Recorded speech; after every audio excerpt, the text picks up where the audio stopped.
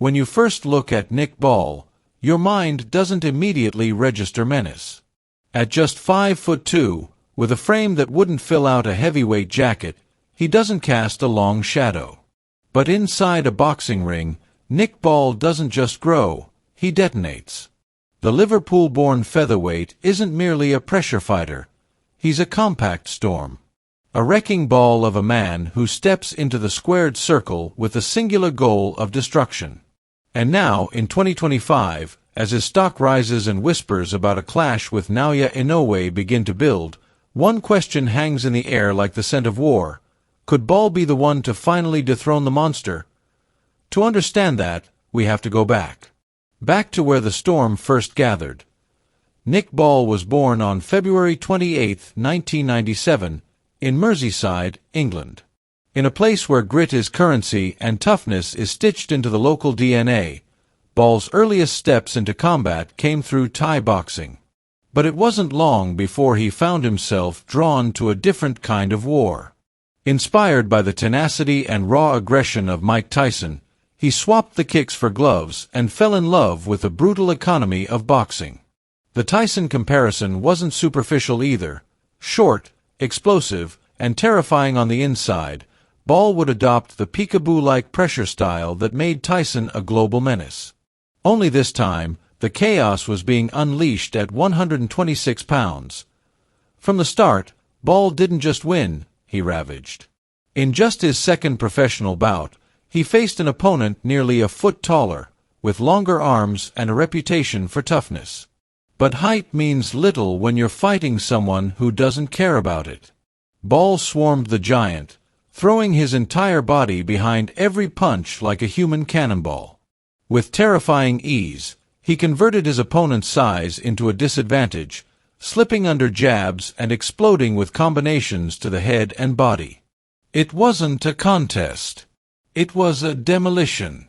By the end, the man who once looked like a skyscraper had been reduced to rubble. What made Ball special wasn't just his power, it was how he weaponized his size. His low center of gravity wasn't a flaw, it was an asset. He darted in and out of range like a coil spring, entering danger zones with no hesitation. With arms that seemed too short to be that accurate, he landed clean, compact punches with frightening frequency. He was unpredictable, unrelenting, and unforgiving. Even when opponents came prepared for a brawl, they found themselves overwhelmed. His tempo wasn't just high, it was suffocating. Fighters who tried to maintain distance were simply tracked down, cornered, and devoured. Those who dared to trade in close quarters discovered the true meaning of regret. And as his reputation grew, so did the caliber of his opponents. One after another, men stepped forward, believing they had the formula to stop the rampage. Some tried slick movement.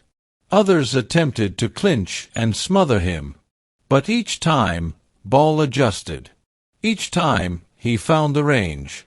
And each time, he left them broken, and his home city of Liverpool, Ball fought like a man possessed. Fueled by the roar of the crowd, he turned the ring into a coliseum and his fists into hammers. Against a local challenger, Ball came out like he had a point to prove. Every punch he threw carried the weight of his pride. The other man barely had time to set up before Ball found his rhythm. Fast combinations rained down like artillery.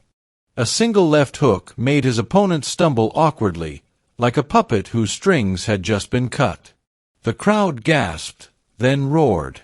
There was no let-up. Ball didn't coast. He didn't admire his work. He hunted, and the third round, he dialed up the punishment. His rival's legs betrayed him. His guard crumbled. But Ball didn't give him the dignity of a clean knockout. Instead, he ground him down slowly, reducing him punch by punch, until there was nothing left but survival instinct and the referee's mercy. And it was during this meteoric rise that Ball caught the attention of the major promoters. Signing with Frank Warren, alongside other young talents like Brad Foster and Andrew Kane, Ball officially stepped onto the world stage. He wasn't just a regional attraction anymore. He was a contender. Against Jesus Ramirez, a durable fighter with a reputation for grit, Ball delivered one of the shortest nights of his career. It took less than 30 seconds for the Liverpudlian to force the referee into action. The ferocity of Ball's assault was so sudden, so complete, that Ramirez barely knew which country he was in by the time the referee waved it off. The crowd was stunned. Even those who came expecting violence didn't anticipate it would come that quickly. But for Ball, it was just another day at the office.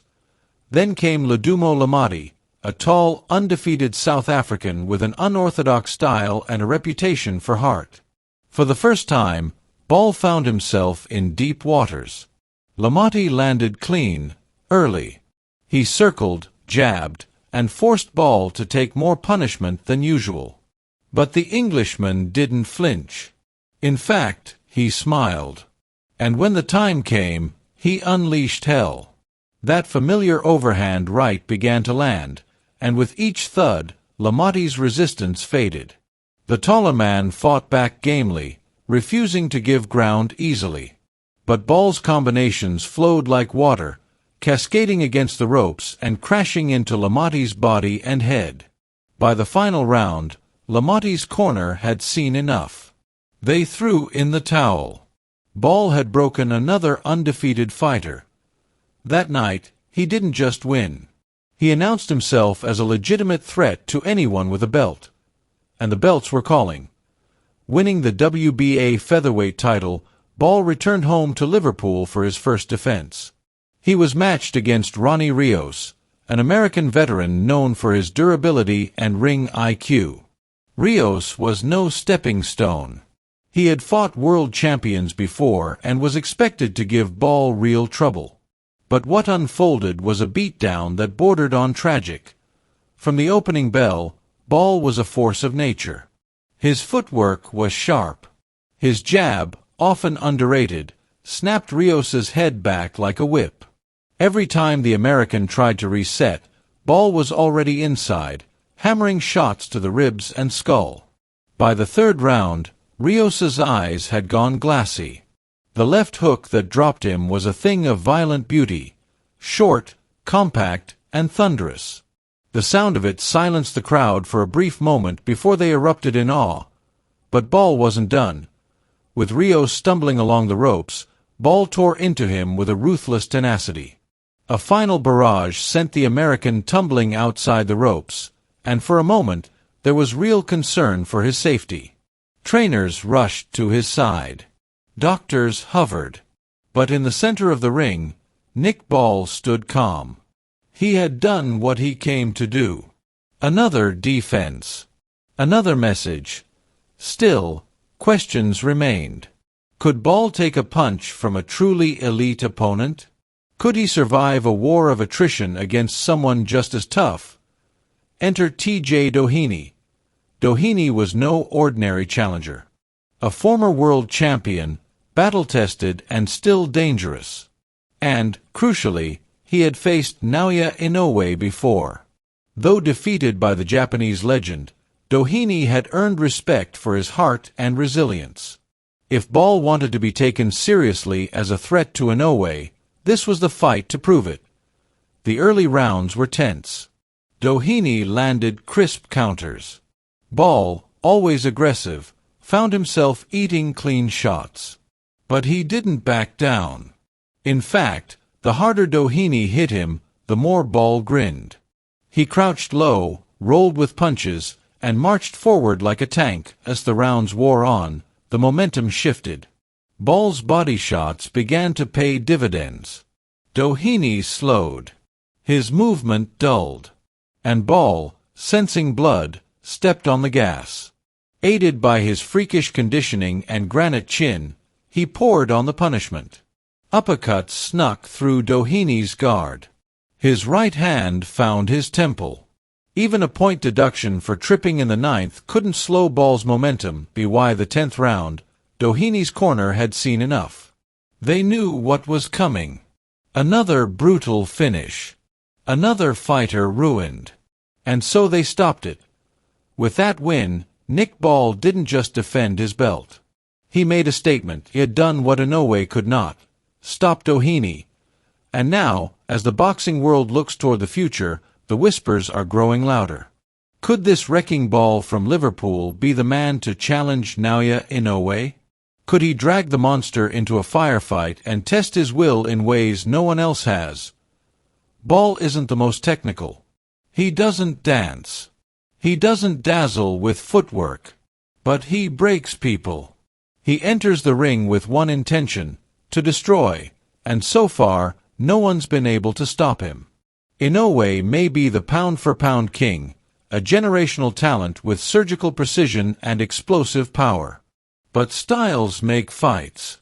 And Ball's style is chaos, so now we wait. Two monsters.